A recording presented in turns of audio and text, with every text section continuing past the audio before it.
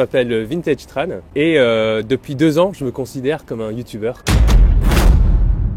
Le développement personnel et le parcours. Déjà d'une chose, le parcours, la définition du parcours, c'est vraiment aller d'un point à un autre en fait, en étant rapide, en étant efficace. J'ai toujours tendance à transposer du coup comment marche le parcours avec comment marche ma vie. Si je veux atteindre un objectif, je sais qu'il y aura des obstacles sur la route. Au même titre qu'il y aura des structures qui vont s'opposer à mon chemin sur le parcours. Et dans le parcours, j'apprends à justement soit contourner l'obstacle, soit aller par-dessus. Mais dans tous les cas, à le franchir. Ça me fait réfléchir un peu out of the box à chaque fois. Et je sais qu'il y a toujours une solution aux problèmes que je rencontre. Et c'est ce que je fais aussi dans ma vie. J'avais le vertige il y a 3 ans, 3-4 ans maintenant. Mais un vertige, mais...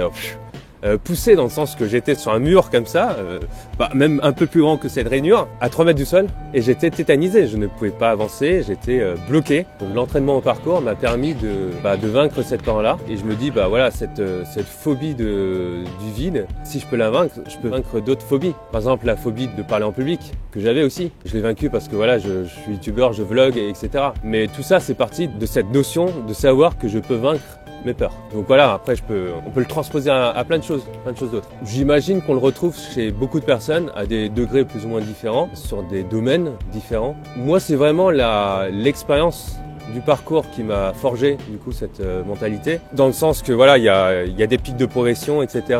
Et quand tu te sens progresser, c'est là où tu t'envoles. Mais pareil, quand tu te sens pas progresser, là tu te questionnes. Tu te demandes mais qu'est-ce qui va pas dans ma vie, qu'est-ce qui va pas dans mon parcours, dans les 2 sens du terme, et c'est là que tu essaies de trouver des solutions. Déjà, j'ai eu la chance d'intégrer donc la French Fan Family, l'équipe on va dire la plus médiatisée de France, la plus titrée également. Donc j'ai eu ce grand privilège qu'on m'y intègre, et avec eux j'ai appris énormément de choses. Là on peut vraiment partir loin dans le sens que j'ai appris plein de valeurs morales avec ces amis, ces athlètes qui sont devenus mes meilleurs amis en fait par la suite. C'est avec eux que je traîne, que je vois tous les jours pratiquement, avec qui je m'entraîne, que je vais sur les toits, on partage la même passion. Le parcours, ça a été un tournant dans la vie. Moi qui suis sorti de la branche médicale, dans le sens les études de médecine, je suis allé jusqu'en 5e année, donc c'était quand même assez poussé. De faire ce changement-là, médecine et parcours, moi je trouve que j'ai gagné au change, parce que je me suis épanoui, je me suis enrichi, j'ai vécu plein de sensations que j'aurais pas pu vivre si j'étais juste en médecine enfermé, cloisonné. Le parcours, c'est vraiment connaître l'influence de l'environnement sur ton corps en fait. Tel saut peut engendrer tel choc, comment prévenir les chocs et améliorer son corps pour absorber tous ces chocs. Et du coup, j'ai passé 2 ans, mes débuts de parcours, à m'entraîner physiquement, vraiment pour avoir un corps fort, pour pouvoir absorber et amortir tous ces efforts et tous ces chocs physiques que je fais dans le parcours. J'avais cet entraînement répétitif et essentiel parce que il faut s'entretenir, il faut toujours rester vigilant sur sa proprioception, comment son corps peut réagir aux différents efforts. Du coup, il y a eu cette notion de conditionnement qui s'est installée et de mental aussi. Bonjour. Bonjour. Vous faites quoi là?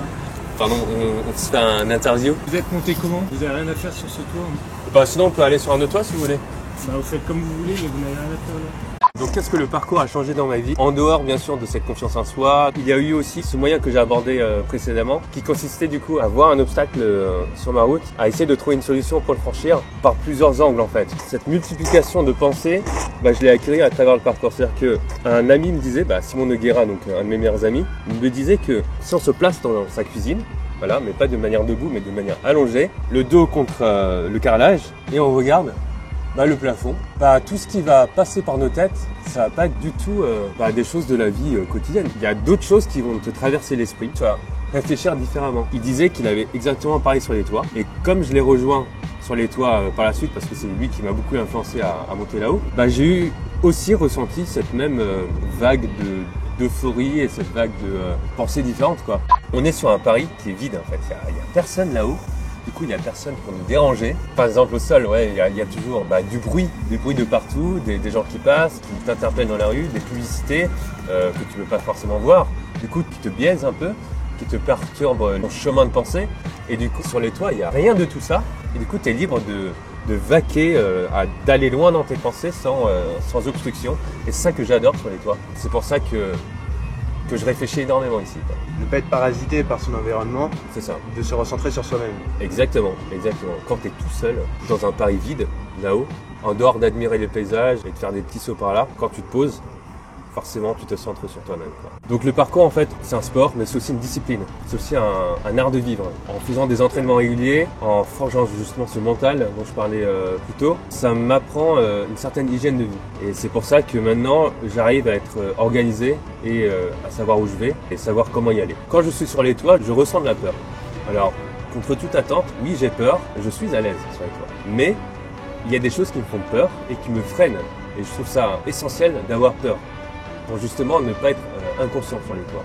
Bien sûr, c'est peur du vide, mais il y a aussi le peur du plein. Même si je marche sur des structures, les toits sont penchés, il y a de la poussière sur les toits peuvent être légèrement mouillés, humides et glissants. Il y a toutes ces choses à connaître, je les ai connues par expérience. Je connais l'adhérence des matières, je sais reconnaître si ils vont être friables, je les teste aussi, si j'ai des doutes par exemple, pour être sûr de contrôler le plus possible mon environnement et pas l'environnement qui me contrôle. Et c'est comme ça que je vais me mettre en danger par exemple. Quand je me retrouve dans ces situations que je fais au sol mais à des hauteurs extrêmes, je laisse pas la panique m'envahir parce que j'ai déjà répété ces mouvements 10 000 fois. Quand je vois un saut par exemple que Yohan va faire, donc un autre athlète de ma team qui est hyper fou, pour lui ça va parce qu'il est entraîné à le faire, mais pour moi c'est juste pas possible, ça me fait peur, je vais pas mettre mon corps dans cette situation-là, je dis non, stop, je ne vais pas le faire, je vais trouver un autre chemin. Voilà. Je contourne, je trouve une solution.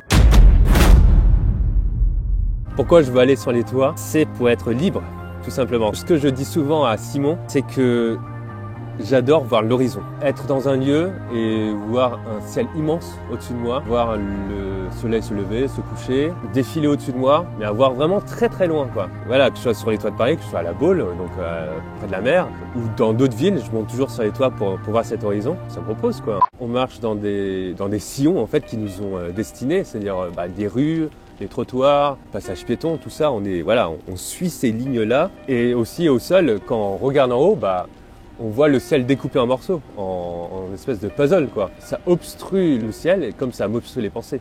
Alors comment on arrive à se promener sereinement sur les toits? Comme j'ai dit, c'est l'expérience. C'est-à-dire que au début, tu vas apprendre à marcher sur le toit.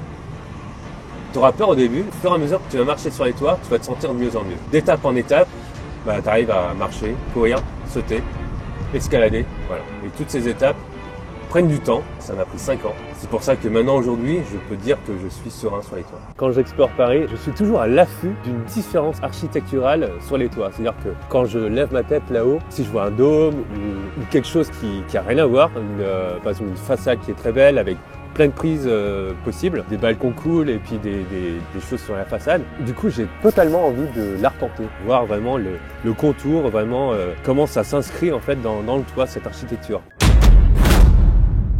Alors bien sûr, mon regard il a énormément changé sur la vie et sur la ville en général. J'ai eu un recul énorme. Sur les toits de Paris, par exemple, je suis insignifiant. Je suis un tout petit être dans une cité immense. Du coup, mes petits problèmes à moi, c'est vraiment des petits problèmes pour le monde. Enfin, je veux dire, les choses importantes, c'était autre chose en fait. Et dans le même élan, j'ai aussi pu changer beaucoup de choses dans ma communauté, dans la communauté de parcours. Enfin, on me le dit, sans cesse, je reçois des messages. Tu m'as inspiré, machin, c'est grâce à toi que j'ai commencé le parcours. C'est fou, parce que pour moi, j'étais encore un kidam. Un Vin qui se lève tous les matins, qui fait son truc, qui pose des vidéos de temps en temps et qui fait son train-train quotidien. Moi, je me considère pas sur un piédestal ou quoi que ce soit. Et pourtant, je reçois des messages tous les jours qui me rappellent que j'ai changé leur vie. Et c'est incroyable de savoir que ce petit être insignifiant comme il est sur les toits de Paris puisse quand même faire des changements. Je me rendais pas compte parce que quand j'allumais mon ordinateur, je voyais des chiffres. Je voyais 200 000 abonnés. Ok, c'est cool, mais on n'a pas cette sensation du concret quand on voit le nombre et quand on voit les gens devant nous. 200 000 personnes devant nous. C'est 3 fois le Stade de France. Non mais c'est incroyable, c'est énorme. Et c'est pour ça que souvent je me déplace en France pour aller voir cette communauté-là, pour aller faire des meet-ups, des rencontres abonnés. Quand je vois dans des petites villes que je vois 15 personnes qui viennent pour moi, 15 abonnés c'est minime par rapport aux 200 000. Mais quand tu les as en face de toi, tu fais waouh, c'est des personnes et tout. Ils sont là ils suivent ce que je fais. C'est énorme, c'est incroyable. Ce changement, ça a complètement bouleversé ma vie. Je bouge mon cul maintenant tous les jours pour essayer de faire des choses, faire du contenu, montrer qu'on peut vraiment accomplir des choses et pas juste être cloîtré dans sa chambre à jouer des jeux vidéo. Rien contre vous les gamers, ça m'inspire à sortir de ma chambre pour partager ma vision du monde avec autrui. C'est peut-être 200 000 personnes, mais même si c'était avec 1000 personnes ou 100 personnes, même 10 personnes, ça me fait plaisir, quoi. Moi, j'aimerais juste être une inspiration. Voilà, c'est-à-dire qu'ils puisent ce qu'ils veulent de mes vidéos. Ils prennent vraiment ce qui les enchante. Je veux juste pas qu'ils essaient de m'imiter. Enfin, chaque être est unique. Je veux qu'ils se différencient. Je veux pas avoir des vintage-like partout. Déjà, à montrer que le parcours est accessible à tout le monde. Déjà, ça serait une énorme victoire pour moi. Et surtout, voilà, si je peux montrer un peu, les faire voyager dans mes vidéos, Paris ou d'autres villes, de manière différente déjà, les divertir. Je veux juste apporter un peu ma petite pensée à cette communauté, ma petite pierre à l'édifice. Virgile, merci beaucoup de m'avoir convié sur cette interview, de m'avoir posé ces questions hyper pertinentes sur lesquelles j'ai découvert des choses aussi sur mes pensées. J'ai hâte de voir le rendu, qu'on puisse échanger au sol par la suite.